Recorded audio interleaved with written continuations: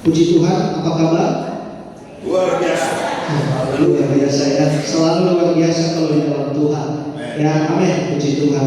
Bapak Ibu Saudara yang saya kasihi di dalam Tuhan, seperti waktu kesempatan saya minggu lalu, 2 minggu lalu atau minggu lalu saya bilang, kalau masih ingat waktu itu kita belajar atau membahas firman Tuhan soal materai yang ketiga. Ya, dan saya janji waktu itu mau membahas sedikit tentang eskatologi, pelajaran eskatologi. Ya, eskatologi itu belajar tentang peta zaman, ya, dimana sejarah dari mana mulanya Allah menciptakan langit dan bumi sampai kedatangan Yesus kali yang kedua, sampai kehidupan kita di kerajaan 1000 tahun damai. Tapi kalau saya bahas satu-satu secara rinci mungkin agak lama, tapi saya mencoba untuk meringkas, ya, untuk memahami pelajaran eskatologi, karena ini penting. Ini menjelaskan atau mengajarkan kita, bahkan memberikan kita tanda. Jadi diberikan tanda-tanda tentang kedatangan Tuhan kali yang kedua. Tanda-tanda, ya saudara, tanda-tanda, bukan pastinya apa, tidak, tapi tanda-tanda sebelum kedatangan Tuhan, kedatangan Yesus kali yang kedua. Ya, jadi kita perhatikan sama-sama. Jadi pelajaran eskatologi ini kita belajar dari awal sejarah, di mana itu sudah terjadi ribuan tahun yang lalu, yang terjadi lalu. Bahkan di eskatologi pun kita belajar masa sekarang, saat ini yang sedang kita alami, bahkan masa yang akan datang. Jadi ada 3 masa yang akan kita pelajari: masa lampau, masa sekarang, dan masa yang akan datang. Dan itu semua dijelaskan, dan itu semua ada pelajarannya. Dan saya yakin dan percaya, ini yang saya dapat juga dalam sekolah kita pelajari peta zaman eskatologi, dan saya juga rindu membagikannya bersama-sama jemaat di tempat ini. Jadi jangan berpikir dulu, aduh susah, bahasanya berat atau enggak, tapi saudara, tapi nikmati saja. Ya, tadi kan udah nyanyi suka-sukamu Tuhan. Amin. Wah, semua saya lihat dari belakang suka-sukamu Tuhan semua gini, tangan-tangan. Nah, itu saya rasa bukan karena melodi lagunya yang bikin kita menari atau bikin joget, tapi kita benar-benar ya mengangkat tangan. Itu tandanya kita berserah, ya, kita memuji Tuhan. Ya, ketika kita nyanyi suka-sukamu Tuhan, ya, Tuhan mau bawa kemana? Suka-suka Tuhan. Amin.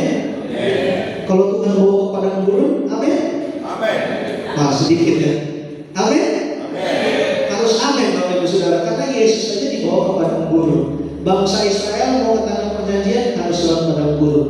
Bapak Ibu Saudara dan saya mau menikmati kekekalan, kita harus mau juga dibawa ke padang gurun. Tapi pujian tadi bilang Tuhan Yesus itu tetap setia, Dia yang pelihara. Puji Tuhan. Kita buka terlebih dahulu di dalam Kejadian pasal 1 ayatnya yang pertama dan yang kedua. Dan di eskatologi ini kita akan belajar, kita akan mengetahui bagaimana konsep kerja Allah.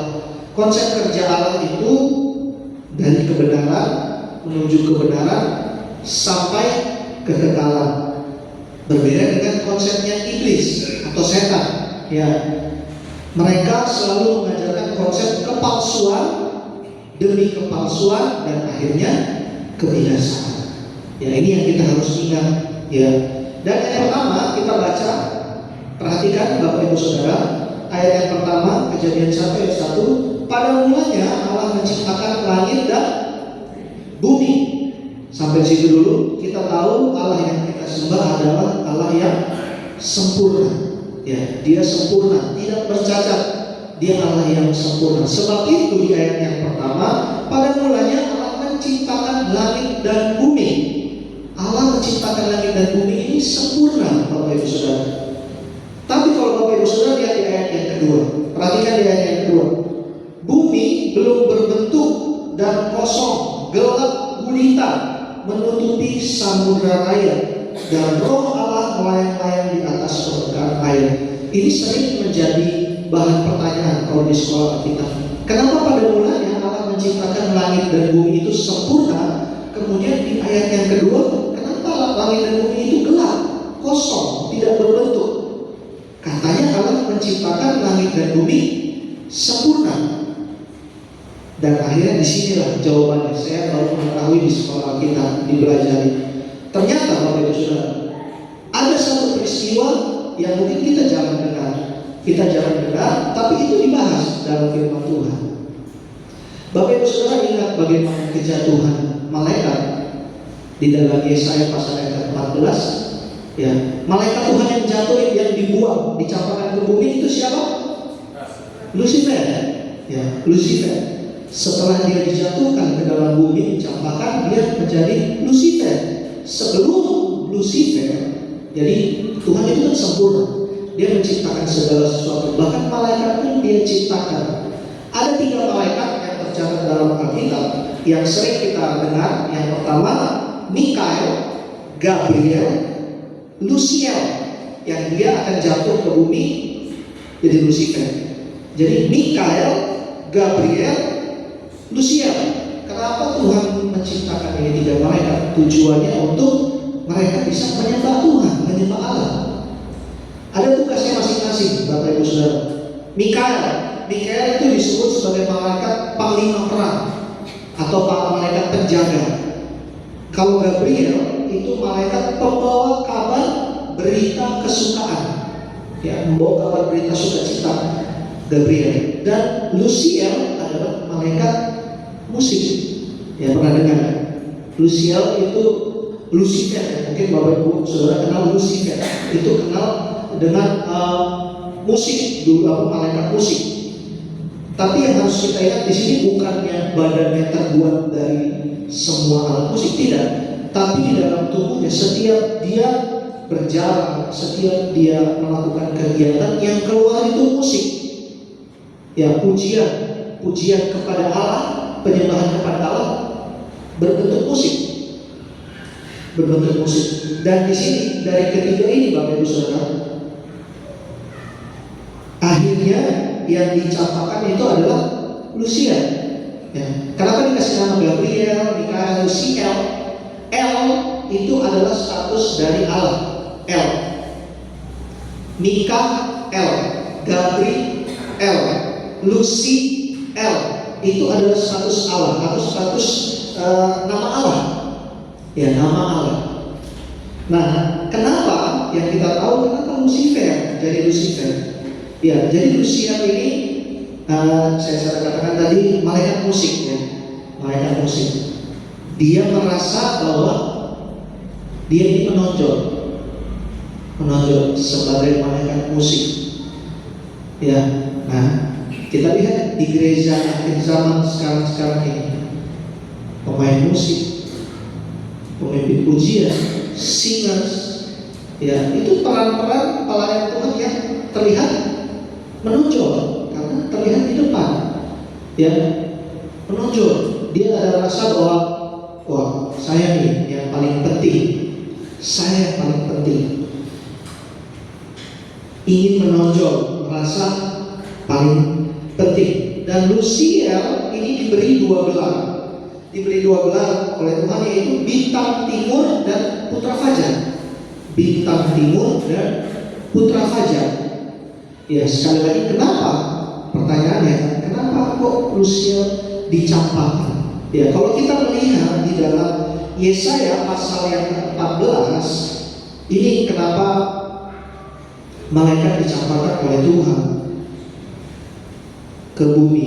Yesaya pasal yang ke-14 ayatnya yang ke-12 sampai yang ke-15. Saya bacakan, perhatikan ya, dari ayat yang ke-12. Wah, engkau sudah jatuh dari langit, hai bintang timur putra fajar. Ini Lucifer. Engkau sudah dipecahkan dan jatuh ke bumi, hai yang mengalahkan bangsa-bangsa. Engkau yang tadinya berkata dalam hatimu, aku hendak naik ke langit, aku hendak mendirikan tahtaku mengatasi bintang-bintang Allah, dan aku hendak duduk di atas bukit pertemuan jauh di sebelah utara. Aku hendak naik mengatasi ketinggian awan-awan, hendak menyamai yang maha tinggi. Ini kejatuhan dari malaikat. Dia merasa paling penting, dia merasa paling mampu, sehingga dia jadi sombong. Dia merasa bahwa diri dia bisa menyamakan dirinya dengan Allah. Sehingga itulah Allah mencampakkan Lucifer ke bumi. Ya, seperti yang kita kenal sekarang, Lucifer. Ya, sehingga itu dicampakkan. Ketika malaikat itu dicampakkan ke dalam bumi, ya, barulah terjadi kejadian yang pasal 1 ayat kedua. Bumi menjadi gelap gulita. Bumi belum terbentuk dan kosong, gelap gulita menutupi samudera raya, dan Roh Allah melayang-layang di atas permukaan air. Kenapa yang tadinya semula Allah menciptakan bumi begitu sempurna, di ayat yang kedua menjadi tidak sempurna? Nah, jadi Bapak Ibu Saudara, kita sekarang tahu kenapa bumi menjadi tidak sempurna, karena kejatuhan dari Lucifer atau malaikat Tuhan yang Tuhan campakkan ke bumi akibat kesombongannya, akibat merasa pentingnya dia, karena dia merasa dia malaikat musik. Kalau tidak ada musik, gak bisa menyembah Tuhan. Kalau tidak ada musik, tidak bisa memuji Tuhan. Saya katakan Bapak Ibu Saudara, ketika kita diberikan kepercayaan pelayanan Tuhan, jangan kita merasa kita diperlukan. Jangan merasa kita diperlukan. Kalau nggak ada saya nanti ibadahnya nggak jalan. Lihat aja nanti kalau saya nggak datang, pasti ibadahnya nggak jalan. Wih, siapa saya? Siapa kita? Lihat seorang malaikat yang Lucifer. Dia merasa dia bisa menyamai Allah, sombong. Dia merasa diperlukan, dia merasa penting, sehingga dicampakkan. Saya yakin kita semua di sini tidak ada yang mau dicampakkan, ya, tidak ada yang mau dibuang, ya, apalagi kita semua melayani Tuhan.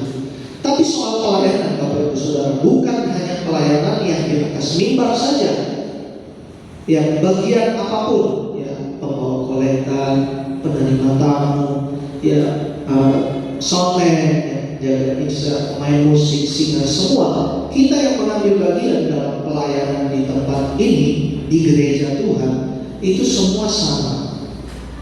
Tidak ada yang lebih menonjol. Malah kalau saya secara pribadi, saya sering katakan waktu saya di Bali, saya bilang pelayanan yang menurut saya penting, atau bisa dibilang ujung tombaknya itu penerima tamu. Kalau menurut saya, penerima tamu. Bagaimana ada jemaat yang baru hadir, baru pertama kali, kemudian penerima tamunya mukanya cemberut. Ya, jemaat mungkin sukacita. Saya mau ibadah ke gereja, saya mau datang, mau menikmati sukacita karena kehadiran Tuhan. Tiba-tiba salaman di depan pintu, asalnya cemberut. Atau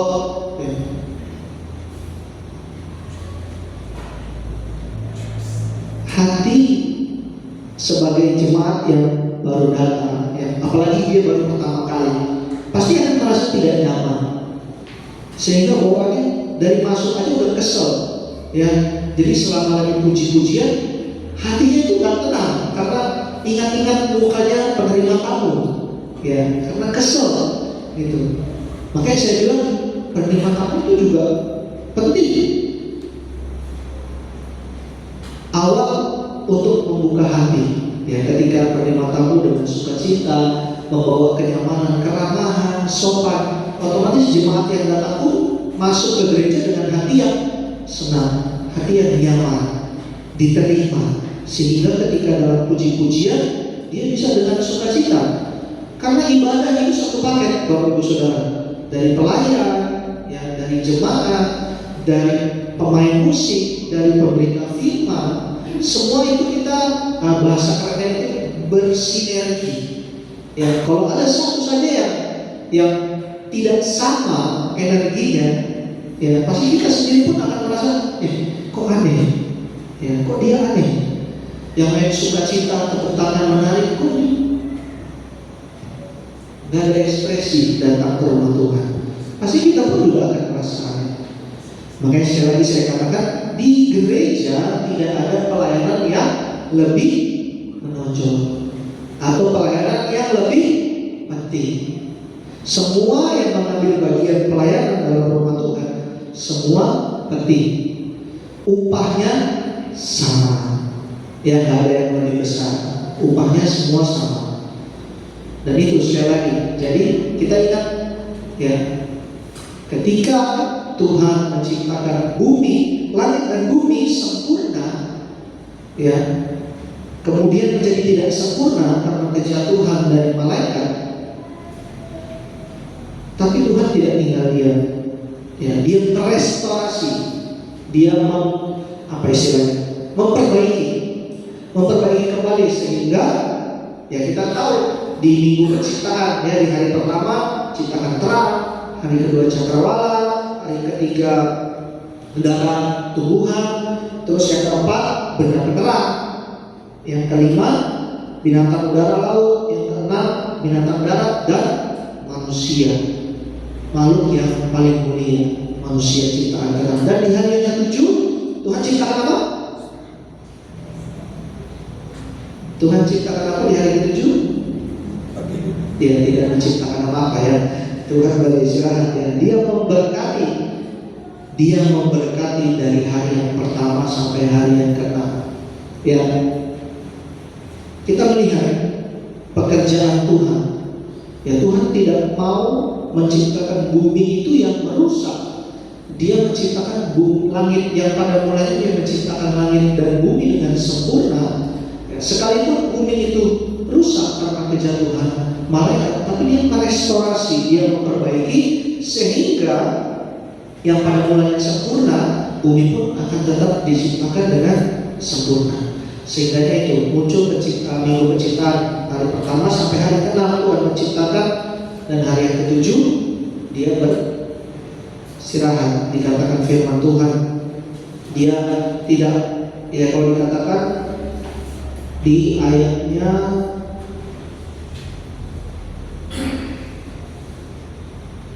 Kejadian pasal 2 ayatnya yang ketiga, ayat yang kedua. Ketika Allah pada hari ke-7 telah menyelesaikan pekerjaan yang dibuatnya itu, berhentilah ia pada hari ke-7 dari segala pekerjaan yang telah dibuatnya. Lalu Allah memberkati hari ke-7 itu dan menguduskannya, karena pada hari itulah ia berhenti dari segala pekerjaan penciptaan yang dibuatnya itu.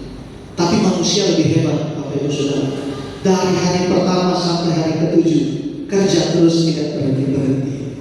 Ya, kita lihat Tuhan saja di hari yang ke-7 dia berhenti, dia datang. Kalau dikatakan di sini tadi apa? Menyelesaikan pekerjaan. Berhentilah ia pada hari ke-7 dan segala pekerjaan yang telah dibuatnya. Lalu Allah memberkati. Hari ke-7. Ini yang harusnya kita lakukan, Bapak Ibu Saudara. Konsep kerja Allah, ya, dari hari pertama dia sudah menciptakan sampai hari yang ke-6. Di hari yang ke-7 dia memberkati, ya, firman Tuhan katakan dia memberkati. Artinya apa yang sudah dikerjakan di hari yang ke-7 ini dia memberkati. Ya, kita pun seharusnya sebagai murid-murid Tuhan, anak-anak Tuhan, di hari yang ke-7 adalah waktunya kita datang kepada Tuhan, mendoakan apa yang sudah Tuhan berikan, apa yang sudah kita kerjakan hari pertama sampai ke-6. Bahkan kita juga akan mendoakan hari berikut atau minggu berikut. Itu yang harus kita lakukan. Konsep kerja Allah demikian. Dan saya percaya kita semua punya pemikiran yang sama seperti yang Allah lakukan. Di hari ke-7 kita sama-sama datang ke rumah Tuhan untuk beribadah kepada Tuhan. Nah, lanjut di hari yang ke-6 Tuhan kan menciptakan manusia sebagai makhluk yang mulia, ya, makhluk yang mengerti pola Allah. Kenapa dikatakan mengerti pola Allah? Karena dia diciptakan menurut gambar dan rupa Allah. Dia diciptakan menurut gambar dan rupa Allah. Tapi di pasal yang ketiga dari kitab Kejadian, disitulah terjadinya kejatuhan manusia.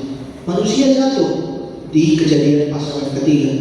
Seperti yang kita tahu kisahnya ya, di taman ya, di bumi ya ada sebuah taman. Di situ Tuhan taruh Adam dan Hawa untuk tinggal di situ, Dan kemudian singkat cerita kita sudah tahu ceritanya, tergodalah Hawa dan hilanglah kemuliaan Tuhan dari manusia. Manusia yang diciptakan sempurna oleh Allah. Ya, akibat ya kalau kita baca di pasal 3 dari ayat yang ke-1 sampai ayat yang satu pasal itu, bagaimana Hawa ini tergoda. Tuhan kan bilang jangan makan buah dari pohon yang di tengah itu ya, di tengah itu, karena buah itu kalau kita makan buah itu kita akan tahu mana yang baik dan mana yang salah, gitu kan. Nah, iblis ini dari bentuk si ular godain si Hawa. Kamu kalau makan kamu bisa tahu semuanya, kamu bisa sama seperti Allah. Akhirnya singkat tergoda, tergodanya karena keinginan untuk menyamai diri sama seperti Allah, sama seperti kejatuhan malaikat sebelumnya, ingin menyamakan dirinya dengan Allah. Bahkan dia bilang, malaikat waktu itu Lucifer bilang dia mau duduk di atas tahta menyamai Allah yang maha tinggi, mau disamakan dirinya. Begitupun manusia ketika mencoba untuk menyamakan dirinya dengan Allah, disitulah kejatuhan manusia, sehingga kemuliaan Tuhan yang manusia tadinya sempurna menjadi tidak sempurna karena jatuh dalam dosa. Nah, pada saat itulah baru dimulainya waktu bagi manusia. Dari mulai itulah waktu. Di dalam eskatologi Bapak Ibu Saudara, kita belajar 3 zaman. Ada zaman Bapa, zaman Anak, dan zaman Roh Kudus, atau zaman yang sekarang sedang kita jalani, yang kita sering dengar, ini zaman kasih karunia atau zaman anugerah. Ya, jadi ada zaman Bapa, zaman Anak, zaman Roh Kudus, zaman Roh. Ya, itu kita kenal ya sekarang ini zaman dengan zaman kasih karunia atau zaman anugerah. Ya, di situ di eskatologi setelah kejatuhan manusia barulah waktu itu dimulai. Ya, zaman Bapa. Contoh zaman Bapa kita mengenal Adam ya, Adam kalau kita belajar Adam itu Adam dan Abraham, ya Adam dan Abraham. Kalau kita belajar arti kata Abraham, Bapa segala orang percaya, ya kalau Abraham, ya Bapa segala orang percaya. Dan yang kedua di zaman Anak, kita ingat bahwa di situ lahir ada Ishak yang dibuatkan sebagai anak perjanjian, Ishak sebagai anak perjanjian, dan juga kelahiran Yesus ya sebagai anak perjanjian. Ishak, Bapak Ibu Saudara, Ishak itu yang nanti yang akan menghasilkan 12 suku Israel. Israel secara jasmani. Ya, kelahiran Yesus, nah dia yang memunculkan Israel secara rohani, yaitu Bapak Ibu, Saudara dan saya. Ya, jadi kelahiran Ishak itu memunculkan Israel secara jasmani. Israel, dia orang Yahudi semua di sana. Tapi kelahiran Yesus itu memunculkan Israel secara rohani, yaitu Bapak Ibu Saudara dan saya. Itu di zaman Anak, dan masuk di zaman Roh, zaman kasih karunia. Berbeda dengan 2 zaman sebelumnya di mana hukum Taurat ya berlaku. Ya, kalau hukum Taurat hukumannya mati, melanggar mati, betul ya? Melanggar mati. Nah, di zaman kasih karunia ini, ya Bapak Ibu Saudara, mesti ingat, ya bukannya kita meninggalkan hukum Taurat, kita melupakan begitu saja, tidak. Tapi justru karena hukum Taurat lah kita mengerti dosa. Hukum Taurat itu bisa dikerjakan bagi orang yang sempurna, pribadi yang sempurna, yaitu hanya Yesus. Hanya Yesus yang sempurna. Sehingga Alkitab katakan, firman Tuhan katakan, hukum Taurat digenapi oleh Yesus. Digenapi oleh Yesus. Nah sekarang kita yang hidup di zaman kasih karunia, zaman anugerah, apakah kita tidak mengikuti hukum Taurat? Kalau saya mau gambarkan, hukum Taurat itu sebagai, kalau Bapak Ibu Saudara pernah lihat jembatan mungkin penghubung antar desa atau penghubung antar desa, yang itu masih dibangunnya dengan tali. Hukum Taurat itu ibaratkan tali di kiri kanan. Tali di kiri kanan yang menjaga kita agar tetap jalan di jalan yang benar. Ya kalau kita melewati tali itu kan kita mati di bawah jurang. Nah saya gambarkan ilustrasinya hukum Taurat itu sebagai tali ketika kita berjalan di jembatan itu. Nah tapi di zaman kasih karunia, ya kita yang melakukan kesalahan, kita yang melakukan dosa, hukumannya beda. Bukan mati secara fisik, tapi secara rohani. Mati secara rohani, karena hukum Taurat sudah digenapi oleh Yesus. Dan kasih karunia atau zaman roh ini adalah waktu di mana kesempatan pengampunan dibuka sebesar-besarnya. Karena hukum Taurat sudah digenapi oleh kelahiran Yesus. Ya orang yang mau selamat, ya harus menebus dosa. Ya bagaimana orang yang berdosa menebus orang yang berdosa? Tidak bisa. Harus orang yang sempurna yang tidak berdosa baru bisa dia menebus. Nah itu adalah Yesus.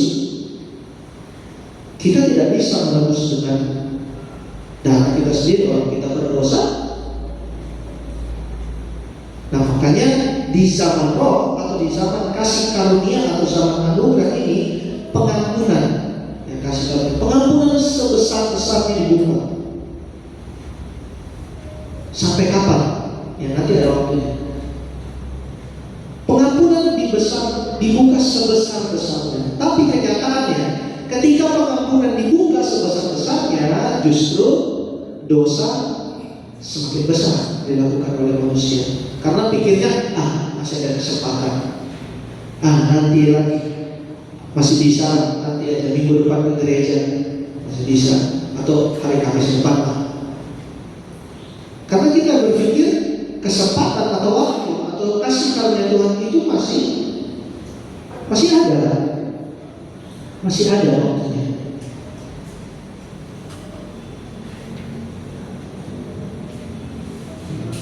Nah itulah yang harus kita ingat dan kita tanamkan baik-baik dalam pikiran. Ya.